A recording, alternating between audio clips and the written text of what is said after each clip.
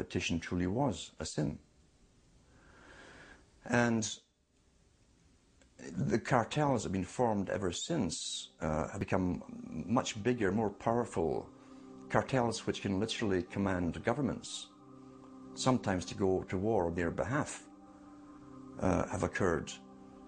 The economic crash of 2008 and 2009 was an engineered crisis designed to cripple sovereign nations globally, to make way for a world currency and a new bank of the world. China's holding, what, 1.5 trillion worth. All over the world, they're holding U.S. currencies. They want to get out of them in a way where they're not going to lose on their investments. There's going to be a world currency. There's going to be a new reserve currency. They're going to push it through the IMF. That's going to be the banksters that are going to be in charge of it. It's going to happen, and it's going to happen sooner rather than later. There was also a question to Geithner. Do you think that the U.S. dollar ought to be replaced? And he blew it. He had a moment of candor where he said, yeah, we're considering that. So on that day, the dollar went down 1% within a couple of minutes. Chinese government proposal about a global currency and about the IMF regulations, the new IMF idea about the general agreements to borrow and having a faster ability to disperse to the emerging markets. As I understand this proposal, it's a proposal designed to increase the use of the IMF's special drawing rights. We're actually quite open to that suggestion.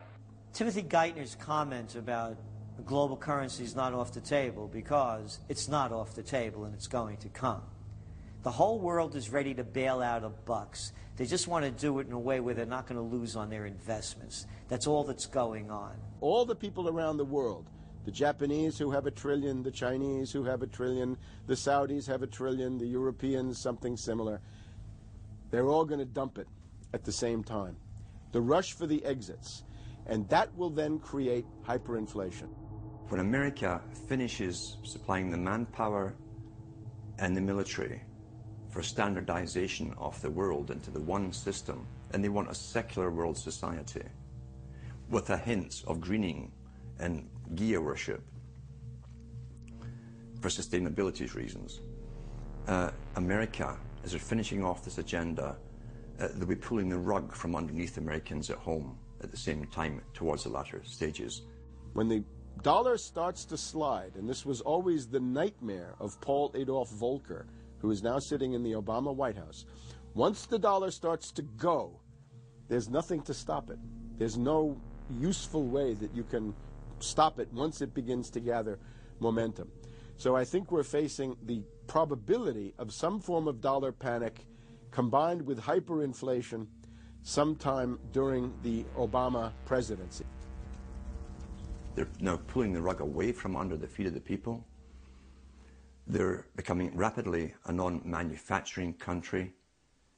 Any country that can't manufacture its own goods, even for self-defense, therefore is no longer sovereign, independent, and able to sustain itself, which tells you that this is all part of the plan. It started with the very beginning when you established that there was a Federal Reserve System given the power of the state to create money out of nothing and to do so without any regard to the will of the people, without any regard to what's behind the money system. In other words, strictly political and economic motives for the bankers and the politicians. Once you granted that power to a group, the Federal Reserve System, the economic crisis was inevitable. This has happened before. Every time in history when the government was given the power, or a group of banks in conjunction with the government was given the power to expand the money supply at will, those economic systems always wound up in crisis and always collapsed. So there's no reason to believe that the United States was given some kind of a get-out-of-jail-free card, an exemption from the processes of history. So the economic crisis began at the very beginning, and as a matter of fact, when the founders of the Federal Reserve System met on Jekyll Island back in 1910 and were drafting the Federal Reserve Act, one of the things they discussed was how to pass on the inevitable losses to the taxpayers. They knew that inevitably something like this would happen, and they knew that there had to be some way to get out of it without destroying the banks, of course, because they were the banks. And they said, aha, we'll go into partnership with the government, we'll take our cartel agreement and pass it into law, call it the Federal Reserve Act, and we'll make the taxpayer come online and be responsible to bail us out if and when the failure finally comes. Who's going to soak up the derivatives? Who's going to soak up the debt? Who's going to be penalized? And right now it looks like Wall Street's getting bailed out, and the little guy in the middle of Main Street America are all going to pay the penalty. Can the economy be turning around here? Are happy days here again? And can we actually have growth without jobs? Is this an oxymoron, jobless recovery? We're going into the greatest depression. There will be no job growth. Unemployment will continue to escalate. Along with it, so too will crime, poverty, kidnappings, boss nappings. And the more things spin out of control, the harder the hammer is going to come down by the federal government to keep everyone in control. Power is much, much more important to them than money is. Money is only a way to the means. Power is the end result. The elite's main goal is to destroy national sovereignty and individual independence. To consolidate their grip on power, the banksters create artificial debt bubbles that are mathematically impossible to pay back.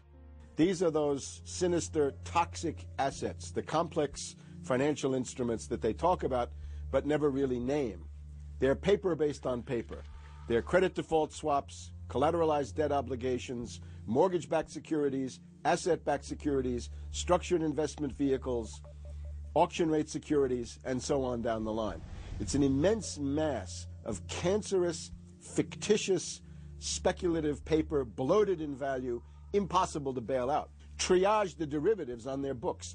There's no way to bail out a $1.5 quadrillion black hole of derivatives, but nevertheless they tried. The Wall Street cronies are crooks.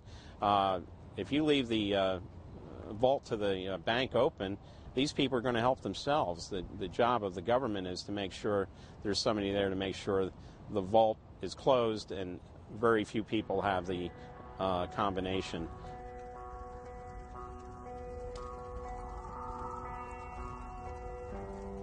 I'm William K. Black, Associate Professor of Economics and Law at the University of Missouri at Kansas City.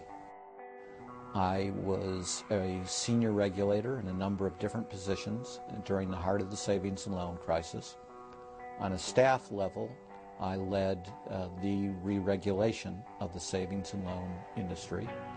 The purpose of regulation and effective criminal prosecution is to make sure that cheaters don't prosper, that honest manufacturers win in competition.